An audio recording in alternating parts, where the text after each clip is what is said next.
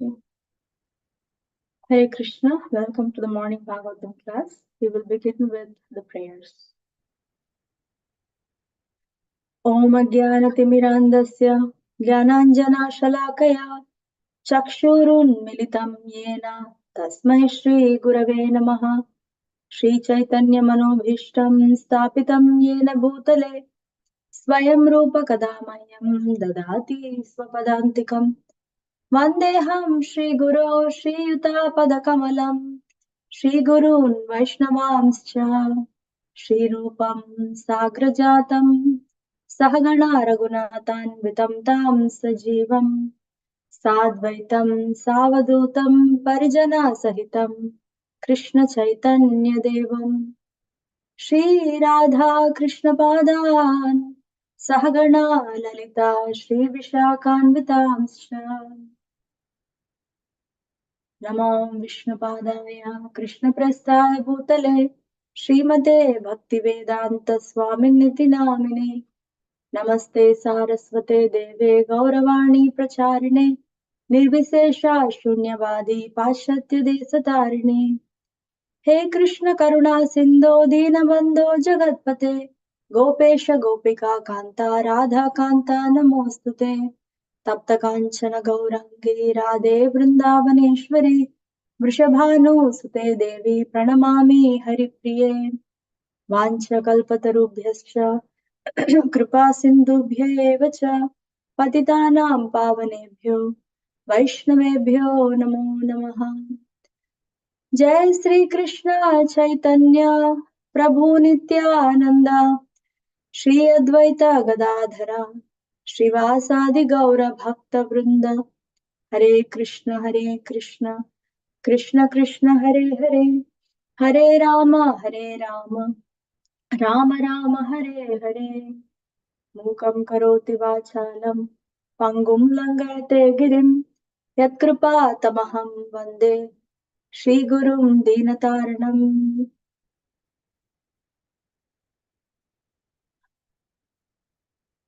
नारायणं नमस्कृत्य नरं चैव नरोत्तमं देवीं सरस्वतीं व्यासं ततो जयम् उदीरयेत् शुश्रूषोषद्ददानस्य वासुदेवकथारुचि स्यान्महत्सेवया विप्रा पुण्यतीर्थनिषेवनात् शृण्वता स्वकथा कृष्णा पुण्यश्रवणकीर्तनः हृद्यन्तस्तो ह्यभद्राणि विधुनोति सुहृत्सताम् नष्टप्रायेष्वभद्रेषु नित्यं भागवत सेवया भगवत्युत्तमश्लोके भक्तिर्भवति नैष्टिकी तदा रजस्तमो भावा कामलोभादयश्च ये चेत एतैरनाविद्धं स्थितं सत्त्वे प्रसीदति एवं प्रसन्न मनसो भगवद्भक्तियोगतः भगवत्तत्त्वविज्ञानं मुक्तसङ्गस्य जायते विद्यते हृदयग्रन्थिश्छिद्यन्ते सर्वसंशयः क्षीयन्ते चास्य कर्माणि दृष्ट एवात्मनीश्वरे एवं प्रसन्न मनसो भगवद्भक्तियोगतः। ओम नमो भगवते वासुदेवाय ओम नमो भगवते वासुदेवाय ओम नमो भगवते वासुदेवाय। We are reading from Canto 3, Chapter 15, text number 19.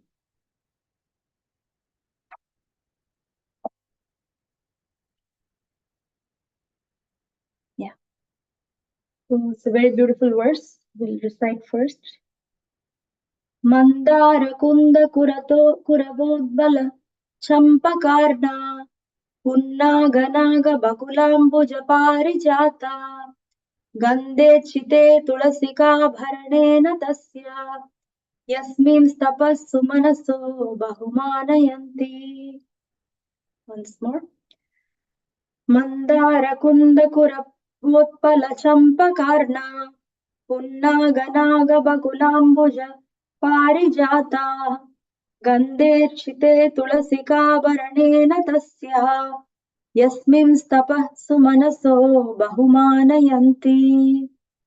मन्दारकुन्दकुरवोत्पलचम्पकार्णा पुन्नागनागबकुलाम्बुज पारिजाता गन्धेर्चिते तुलसिकाभरणेन तस्या यस्मिन् स्तपः सुमनसो बहुमानयन्ति मंदार मंदार कुंद कुंद कुरब कुरब उत्पल उत्पल चंपक चंपक आर्न आर्न फ्लावर पुन्नाग पुन्नाग फ्लावर नाग नागकेशर फ्लावर बकुल बकुल फ्लावर अंबुज लिली पारिजातः पारिजात flower Gandhe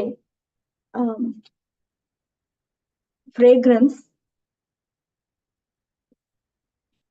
archite being worshipped tulasika tulasi abharanena with a garland garland tasyaha of her yasmin in which Vaikuntha tapaha austerity sumanasaha good minded Vaikuntha minded bahu very much manayanti glorify.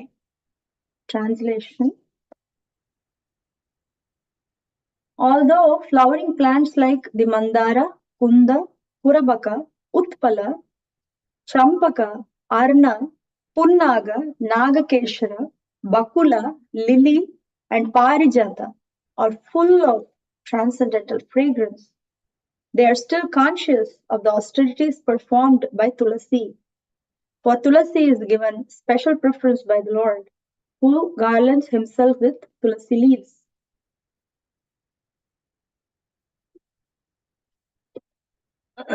Purport by Srila Prabhupada. The importance of Tulasi leaves is very clearly mentioned here. Tulasi plants and Tulasi leaves are very important in devotional service. Devotees are recommended to water the Tulasi tree every day and collect the leaves to worship the Lord. One time, an atheistic Swami remarked, "What is the use of watering the Tulasi plant? It's better to water eggplant. By watering the eggplant, one can get some fruits. But what is the use of watering Tulasi?" These foolish creatures, unacquainted with devotional service, sometimes play havoc with the education of people in general. The most important thing about the spiritual world is that there is no envy among the devotees there. This is true even among the flowers, which are all conscious of the greatness of Tulasi. In the Vaikuntha world, entered by the 4 Kumaras, even the birds and flowers are conscious of service to the Lord. This is Prabhupada's purport that we read.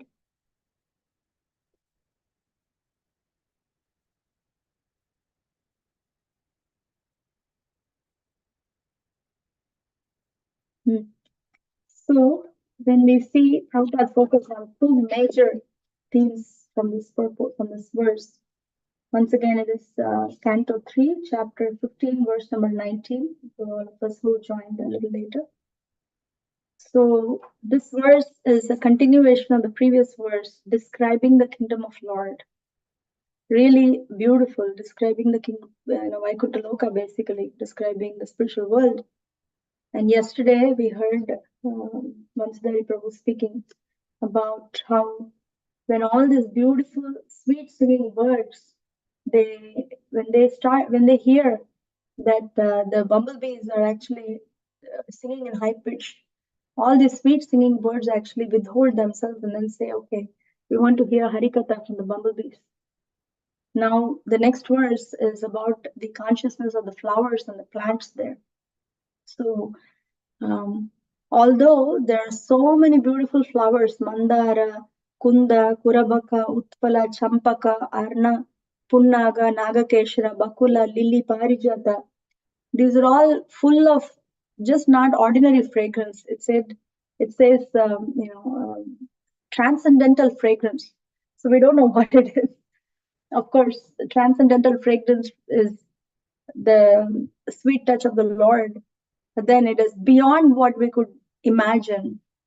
So such is the fragrance of these flowers, but they are very, very conscious of the austerities performed by Tulasi. For tulasi is given special preference because Krishna wears garland made of tulasi. So tulasi ka abharanena tasya. So he actually wears the fragrant, tulasi manjari and tulasi leaves garlands.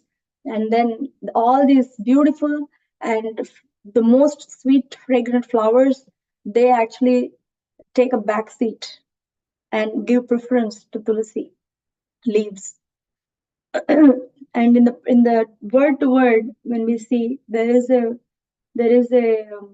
word sumanasaha. Sumanasaha is translated as good-minded, and then Prabhupada also says Vaikunta-minded. So that says something as well. So good-minded is not mode of goodness, good-minded, but good-minded means Krishna conscious. Good-minded means Krishna's pleasure or Guru's pleasure is kept at the forefront. So that is a key to overcome envy. Because again, Prabhupada focuses on that in the second paragraph, that the most important thing about the spiritual world is that there is no envy among the devotees there. Just reflection. I mean, to say it's not, wouldn't be a false statement to say that there is envy among devotees in this world. So something to really get inspired from this verse is, what does it feel like when there's no envy? It's beyond, it's inconceivable actually at some level. What does it feel like when we don't have pride? What does it feel like when we don't have envy? It is something to aspire for, and it is something that repeatedly we hear from different scriptures. Even the Bhagavatam, the second verse of Bhagavatam in the first canto, who can relish Bhagavatam is Nirmatsaranam Satam. Those who are non-envious can relish Bhagavatam. They get that sweetness. They are able to touch or perceive the sweetness. To the degree one is freed from envy, to that degree one is able to touch the sweetness of Srimad Bhagavatam. And when we see that also, if we are conditioned souls, and there's all these what do you call, the unwanted anarthas in the heart. So how to overcome envy is also by studying Srimad Bhagavatam. Nirmatsaranam Satam means that one relishes Bhagavatam to the level, and one comes to the ability to relish. One gets enabled to relish Bhagavatam by giving up envy. And that also happens only by contact with Srimad Bhagavatam. So then we hear, in multiple places we hear about this point of envy. 7th chapter Bhagavad Gita, ninth chapter Bhagavad Gita, the first verse that Krishna speaks is, here I'm going to tell you the most confidential knowledge, because you are non-envious. You are anasuyave. He says, anasuyave, you're beyond envy, Arjuna. Therefore, I'm speaking this most confidential knowledge to you. What is the most confidential knowledge that's spoken in 9th chapter? Devotional service. Right? Prabhupada describes how confidential knowledge is jnana, the understanding that I'm the spirit, I'm not this body, I'm spirit. And then a little bit further is, there is Lord, and Lord has relationship with everything, and I actually have relationship. Then the most confidential knowledge is to know the heart of the Lord and to know how to actually engage in a process to awaken our relationship with the Lord. So that is the most confidential knowledge. And to receive that also, the quality that is required is anasuyave, non-enviousness. Well, how do we just get non-enviousness just by thinking about it? Just think that, okay, I'm non-envious. I want non-enviousness. I'm not going to envy this devotee or that devotee. Are we going to get like that? How do we receive non-enviousness? There are, of course, always practice of devotional service awards saintly qualities, as we know from Nectar of Devotion too, that sadhana bhakti awakens Shubhada, all auspiciousness, and Klesha Agni, sensation of material miseries. And under that Shubhada and all auspiciousness, there are three characteristics given. One of them is what does it mean to have all auspiciousness? To awaken saintly qualities is actually receiving or having auspiciousness in our life. And how does it happen? Engaging under the direction of a bona fide spiritual master, engaging in bhajana kriya. That's when anarthas get nivritti. Otherwise, anarthas are there. We go through anartha, but then nivritti happens when we engage in active sadhu sangha and active bhajana kriya. That's when nivritti happens. So, and this is one of the major anarthas a conditioned soul can carry in heart. That is our dear envy. Unfortunately, dear envy. So, first thing is to accept that having this material body, having this being in this world is a sign or is a symptom that I am envious. Accepting it at least theoretically, and then introspecting, where does it manifest? It manifests in different ways. When some other devotee gets an opportunity, it manifests. Or when well, I think there are so many opportunities where envy manifests, so many ways it manifests. When we are introspecting and we're looking, then we know that it's happening. But when we look at it, what do we do with it? Do we just say, no, I'm not envious, and then put it on the rug? Or look at it and say, why am I envious? What is missing in my life, honestly? What am I thinking success is in spiritual life? And if I serve spiritual master, or if I serve the Lord, Lord is pleased. Why it's not same for the other person? So basically, the insecurity that we have is rooting from our own lack of solid relationship with our heart, our beloved founder Acharya, our beloved spiritual masters, and our beloved Lord. So the way to go about it, or way to address it, is also to nourish the relationship that we have at our heart level. Nourish the relationship that we have in our heart with, spiritual masters and our sadhana bhakti, our holy name, and our dear lordships. When we solidify that, service is only an expression of this solid, growth. But then solidify that by investing in our own sadhana bhakti, chanting, hearing, reading, reflecting, and learning from, observing the saintly qualities in others. Then it actually softens our heart, and we become solid in our own relationship with Sri Guru and Sri Krishna. And that happens, whether we express it explicitly or not, when the solidity is there, when solid faith and solid connection is there, then we only want others also have to have the same thing. We are not thinking why I'm not getting what they're getting. We are going to think, oh, wow, I got shelter. I want this person to have the same shelter. Same in the sense, not like in a guru group some way. I'm just saying that in principle, we want the shelter. We want others to also taste the shelter. And that nourishes again our own, connection with the Lord. And because when Krishna is pleased, then everything follows.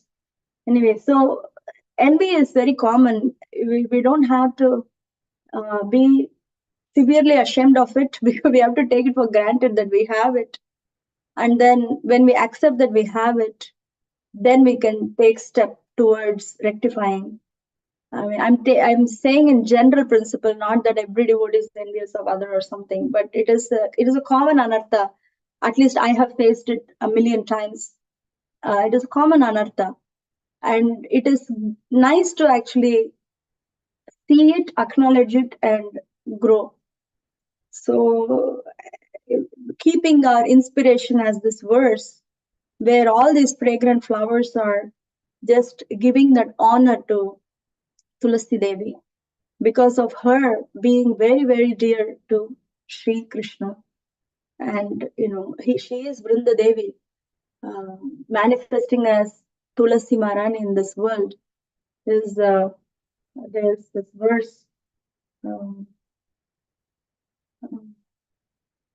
What is the verse? She manifests in Vrindashtakam. There is a verse basically. Tvam kirtyase satvata tantra vidbir leela vidanena kila Krishna Shakti. So whoever knows the Satvata Tantras, they know that, oh Tulasi Devi, you are actually Krishna's Leela Vidanena Kila Krishna Shakti. You are Krishna's pastime potency. And Tavaiva Murtis Tulasi Nriloke. You have mercifully descended in this world in the form of a Tulasi plant. Vrinda Devi, you have mercifully descended in this world as in the form of a Tulasi plant. Tulasi Nriloke, in this world. So then Vrinde Namaste Charanarabindam. So I offer my obeisances to Tulasi Devi. So basically, Prabhupada is addressing again two things, or speaking about two major points in this purport. One is the glory of Tulasi Devi, being the pastime potency, a facilitator of Krishna's Vrindavan pastimes, who manifests in this world for our benefit as Tulasi Maharani. So easy access, pour some water, and just change the soil every summer, and try our best to chant next to her and understand that she is present in this form and take care of her. So glorifying Srimati Tulsi Maharani. And then the second major aspect or major message that Prabhupada emphasizes in the purport is how in spiritual world there is no envy. So in spiritual consciousness also there's no envy. Basically in this world, when we gradually move up and up and up in our consciousness, then the envy disappears. It's an active process to let go of envy. It's not something that, okay, sometime it'll just taken care of. We have turned our back, Bahir Mukha Jiva, when we turned our back, saying, Krishna, I'm done with you. Because you are the only Lord in the spiritual world. I'm not getting to be the Lord. I'm done with you. Bahir Mukha, its first root of the envy is envy against Krishna and turned. Now here we are, and we do have to very, very least degree to the most degree of manifestations of envy against his part and parcels who are connected to him. But then there is a way out. And the way out happens when we accept, acknowledge, receive more mercy through sadhana bhakti and introspect and move forward. Nothing stops us. No one is barred. Again, no one is barred from Krishna consciousness. So no matter where we are at, we can move. Ashamanda. So anyway, those are some thoughts about this verse. It's again one of the beautiful verses in the entire chapter, and perhaps there are many beautiful verses, but for now this is the most beautiful verse in the entire third canto that we are coming across. That Mandara Kunda Kurabotpala Champakarna Punnaga Naga Bakulambuja Parijata Gander Chite Tulasika Varnena Tasya Yasmin Stapaha Sumanaso Bahumanayanti. So Hare Krishna. Thank you very much. If you would like to share your inspiration, bring up any discussion, here we are. We have another 5 minutes.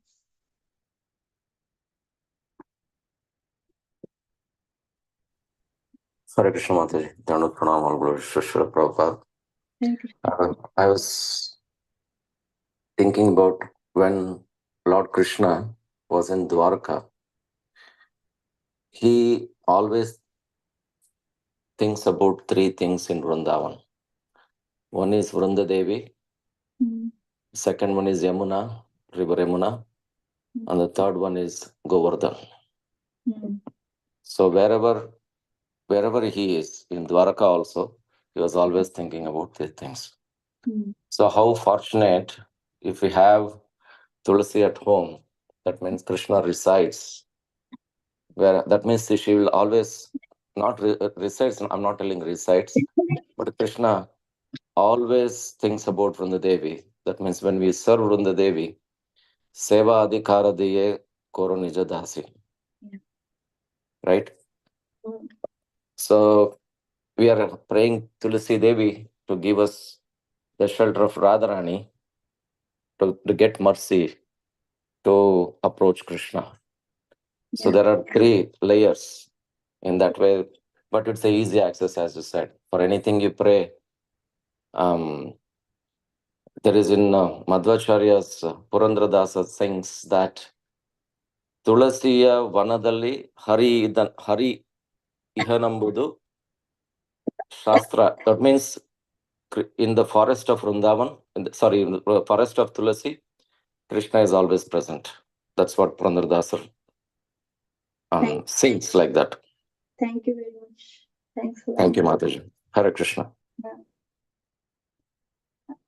Anyone else have anything to share? I see somebody messaged on the Zoom. Who is the Zoom user? May I know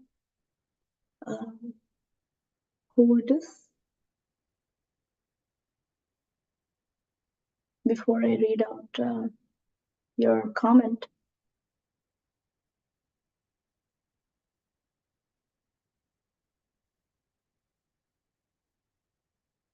It would be appropriate to read out the comment if I know who's speaking. Until then, would anyone else like to share anything? Bring up any discussion? Hare Krishna Mataji, Dhanvat Pranam, Jai Shri Prabhupada. Jai Shri Prabhupada, Hare Krishna Prabhupada. Hare Krishna. I thank you very much for this wonderful class, and we were also reflecting on this in Lord Ram's Leela, how he was free from envy, and by reading the Ramayana, it said that one becomes particularly free from envy. And also there is this one passage from the Chaitanya Charitamrita where it said that by chanting the holy name of Krishna carefully, sincerely, daily, and regularly, one's heart becomes free from envy. One does not have to cultivate these qualities separately, but So can you comment on that a little bit? Because on one hand, that passage is there from Chaitanya Charitamrita, but on the other hand, we aspire to cultivate this quality consciously. So what is the relationship between the conscious development and the automatic process of purification through chanting? Thank you very much, Prabhu, for this discussion. There is a paper that Burijan Prabhu wrote about automatic. I'm sure you're aware of that. How it's automatic doesn't mean automatic. Automatic means we become empowered to let go of unwanted things, because yes, 100% potency is there, and that is the beginning point and the end. I mean, basically chanting and Srimad Bhagavatam and spiritual master, those are the beginning points and ending points for any for development of any auspicious quality. Without that, no matter what we cultivate doesn't stick, because it's modes. In addition to that, if one is actively participating in anartha nivritti and actively participating in letting go, then it becomes faster, and it is also a sign that we show to Krishna that I mean it. I mean that I want to become purified to chant your pure holy name. So it is an expression of commitment, an expression of what do you call, like affection towards the blessing that the holy name gives for us to become freed from envy. That's how I see it. And the more actively we participate, actually it's even becomes more relish actually. Yeah, it's a lot of pain to see these things. It's a significant number of pain, amount of pain, significant volume of whatever other negative emotions associated. But at the same time, when we pass through the jungle, then we are able to see the journey. We want to be active in the journey of purification. That's how I look at it. But forever and ever, yes, the mercy of the holy name, commitment to the holy name, Srimad Bhagavatam and spiritual master, they are the foundation, they are everything.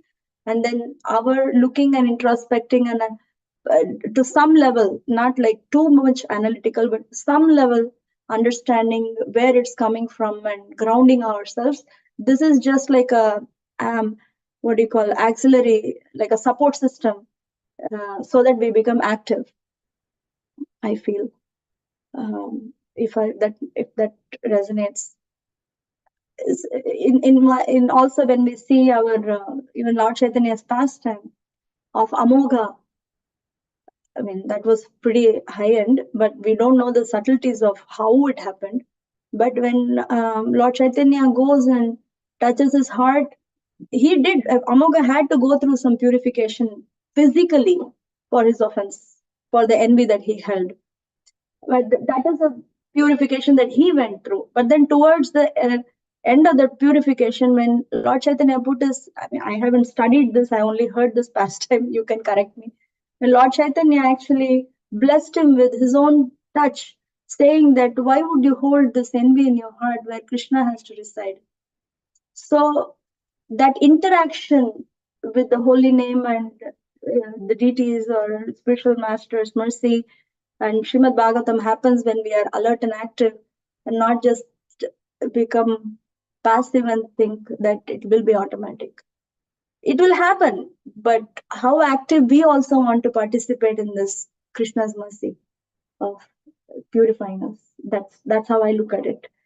I may be not 100% evolved yet in this thought process, but that's how I look at it. Thank you. That was actually very nice. I liked the point, especially at the end. What you said was, it's that process that purifies our heart, but how active we are in that process, that helps the process move forward. And it's actually our gratitude and reciprocation to the mercy that I want to become. I'm also active in this process. Not just Krishna becomes active, but to clean up. Or Bhagavatam becomes, Nashtaprayashu, Bhagavatam cleans up. How they clean up, we also want to see and become active and participate. Then it's a relationship oriented, not just cleaning oriented process. Yes, And, yes. yeah. Yes, and the other thing that you mentioned in terms of Amogha's pastime in the Chaitanya Charitamrita, that he had to go through some suffering before Lord Chaitanya could put his palm on his hand. In the section on Lord Ramachandra, in that same section and that same place where Srila Prabhupada writes about envy, like in those one or two of those chapters, I forget exactly where it was, but it's a very interesting, very wonderful purport that Prabhupada says that that the Lord does not want to punish, but the soul does not learn until he is actually beaten up by the Lord. He actually uses the word beaten up. It's a parent. The soul has to be beaten up by the Lord. Yeah, I think it's also, I heard somewhere, I know where it is, some in unveiling his lotus feet, I think first 4 cantos somewhere. I'm sorry, I don't have the reference in front of me, but there's a statement, humility comes after humiliation sometimes. It doesn't have to be like that, but sometimes it happens like that. So But no matter how it comes, we want to embrace the quality and not become wound up with the experience that gave us that quality. Everything is a blessing, even though it's a struggle. It is a struggle. Honestly, it is a struggle, but it's a blessing too. So. Yeah. Yes, and then after that, one thinks how kind the Lord was to put me through this, this painful experience. Yeah. Otherwise, I would not have learned otherwise. Yeah, and also it is added bonus because we have seen the stage by stage evolution of our own better version of ourselves for the service of the Lord. Then when somebody else is going through, we are not just blindly saying something. We receive mercy and we share mercy to the detail, and not just wash off saying everything will be fine, just keep chanting. Yeah, keep chanting, everything will be fine, but also something like that, So, Krishna uses, I think it's very, very a great blessing that Krishna uses our own anarthas for our own evolution. And he does, and at the end, he gives the credit to us only that we have evolved and become purified. And then finally, when we do some service to somebody else, even then he gives the credit to us. The nature of spiritual master and Krishna to give that credit like that. But we know where it belongs. It's such a beautiful relationship process. Anyway, this topic is nice. Yeah. It's 8:08. Thanks a lot, Prabhu. Thank you. It's 8:08. Thanks everybody for joining. And I'm sorry if I haven't addressed anybody's comment in the chat box. I would like to personally know. And if you have anything developing in your heart, I'm sure there'll be opportunities to discuss further. Once again, Srimad Bhagavatam is the most merciful representation of or incarnation of Sri Krishna, and we take shelter of Srimad Bhagavatam every day as a reciprocation in relationship and for our own purification. Thank you so much. Srimad Bhagavatam ki jai, Srila Prabhupada ki jai. Hare Krishna.